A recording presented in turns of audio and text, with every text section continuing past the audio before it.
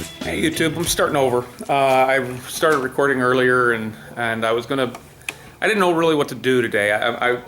Yesterday I went up into the mountains and what was gonna be just a quick little fit, make sure the fireplace door thing fit where it was supposed to fit. It became a 2-hour design consultation about the changes that we're gonna make to the fireplace doors.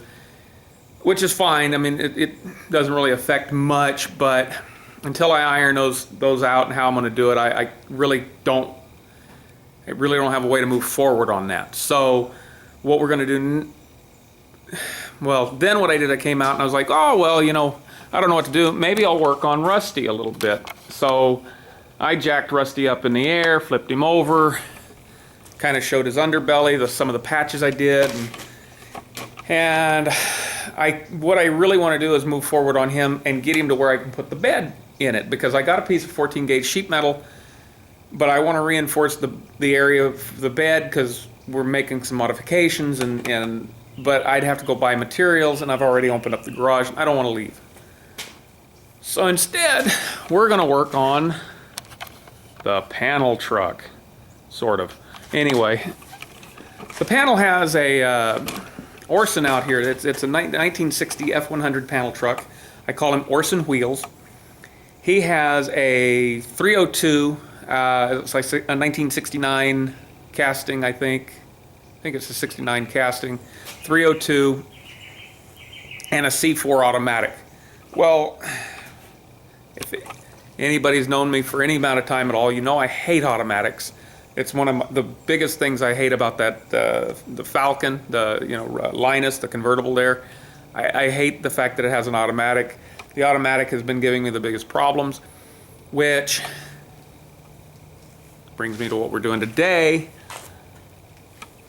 Some years ago, my machinist friend gave me a transmission. He says, here, put this in the panel truck. And I was like, okay, well, whatever. Well, it took me a while. It's this guy right here. It's a, oh goodness, I'm not going to remember what it is. It's basically a little top loader. It's a Tremec something. I'll have to look it up. I'll put it in. If I remember it, I'll tell you. If I don't, whatever. But anyways, it's basically the same as an S rod, like this guy here. It was only used, this particular model was only used with the top loader like this, with the top shift.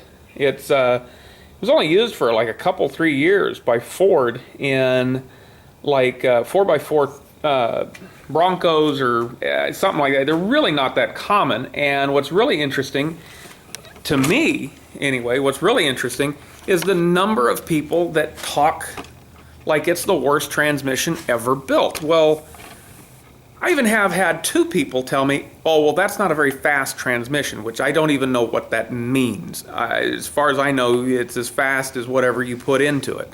So, now if they're talking about fast shifting, it's not by any stretch of the imagination a transmission for racing with. It's a truck transmission, so which is fine with me. I don't care. But what's most appealing about it is that it's a overdrive. So it's 1, 2, 3. 3 is 1 to 1, and then it's got 4th gear, which is overdrive, which for the little panel truck is just kind of too good to say no to. I've thought about it a long time. I thought about putting a column shift back in it, which I would love, but the issue about that is overdrive on a column shifter is electric overdrive, and I don't have one laying around. I'm not going to go source one out, and they're not very durable. It took me a while, and what we've got going on here is this is the 289. This is a standard bore 289 that I chanced upon some years ago. I got it on on Craigslist. We drove out and picked it up. I bought it for the bell housing, which is down there, because that's how I wanted to attach. What it is that bell housing goes to that transmission, which is the S rod, and this engine with the 289 was originally going to go into Rusty. But what I'm using him for now is simply to mock up this bell housing which is the larger bell housing, and it fits this transmission. And what we've got is the flywheel. We've got a new clutch system. All that stuff's buttoned up in here. But what we have to do is the 1960 truck, 1960 F100 and 57, 58, 59, they were all the same, and the large trucks were the same and all that kind of stuff. But what we need to do is we need to come up with some sort of a bracket. This is the actual factory clutch master, or clutch slave rather, and we're going to see if we can rig this up, come up with some sort of a bracket that we can mount this, and so that we can use all the factory parts on the 60. So I've got the pedal assembly already there. I've got the clutch master right here, but all we're focusing on right now is we're going to see if we cannot build what we need to get this to talk to the clutch arm, so to the throw-out arm. So let's take a good look at this, and maybe we can come up with a solution.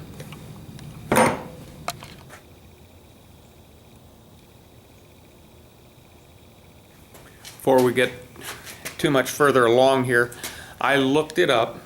I don't know why I just totally went blank, couldn't remember the name of the thing. It's the Tremec RTS, which I think stands for, the RTS is like rear drive top shift or something like that. I don't know exactly, but that's what it is.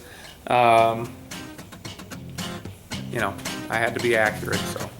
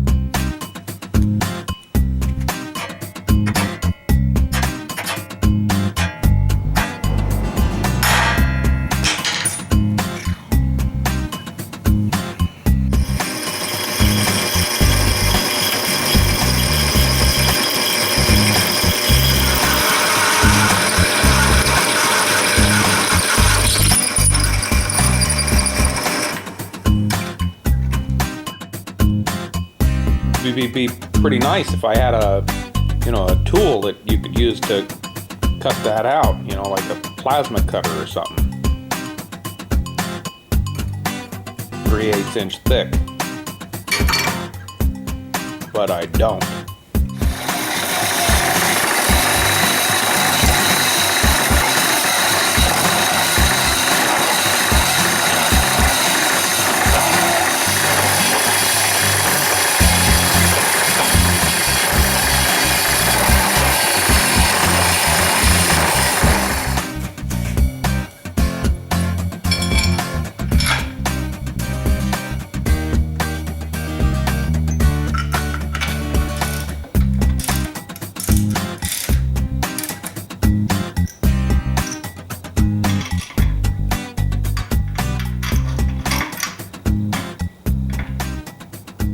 Well, it fit.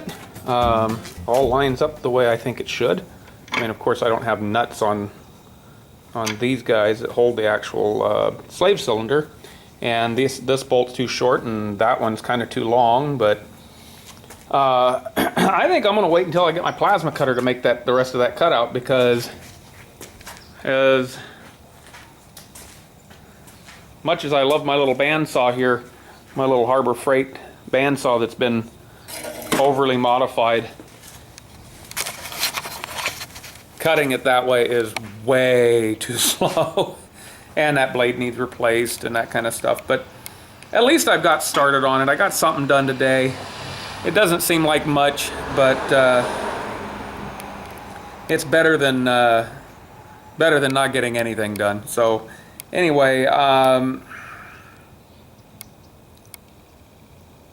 I don't know what's coming up next weekend. Next week, I've got a job this weekend I got to go do, and then hopefully I will get approval and deposit on a gate that I'm waiting on, and then I can get started on that. I need to go out and I need to make a final decision on a plasma cutter. I need to do that. So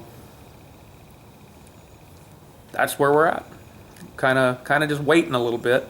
So I may putter around out here in the garage over the weekend, and if I do, I'll video stuff. I kind of want to work on the furniture, like I told you before, like I'd mentioned earlier. I think I've got one piece that's kind of almost sort of started, so I might start that. I might start something completely different. Who knows? But we'll find out. So I'll see you next time. Bye.